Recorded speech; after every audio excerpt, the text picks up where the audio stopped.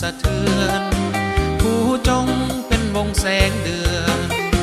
ผู้จงเป็นวงแสงเดือนเมฆน้อยลอยเลือนยามเมื่อคืนวันเพ็ญหมู่นางนาดน้อยนาลีลอยตามนาทีเป่งละสีสวยเด่นน้ำยิ้วไหลลินบ่เว้นน้ำยิ้วไหลลินบ่เว้นสาวคำแลเห็นสาวเนื้อเย็นลองลอยโอ้เสียงควางนี่เอ๋ยก่อนนี้บ่เคยเห็นเจ้างามหยาดย้อยเดี๋ยวนี้ธรรมศาสตร์จอมดอยเดี๋ยวนี้ธรรมศาสตร์จอมดอยเสาคำนั่งคอยผู้จงงงามตระการให้หินควันเสียงความสายลมไหลลวงอายสุดห่วงเมื่อฝัน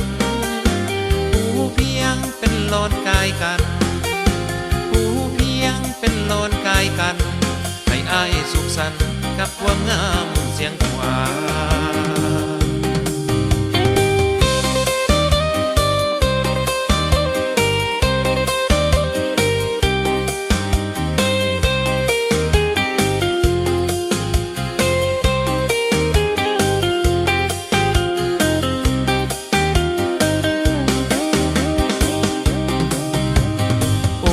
เสียงควางนี่เอ๋ยก่อนนี้บ่เคยเห็นเจ้างามหยาดย้อย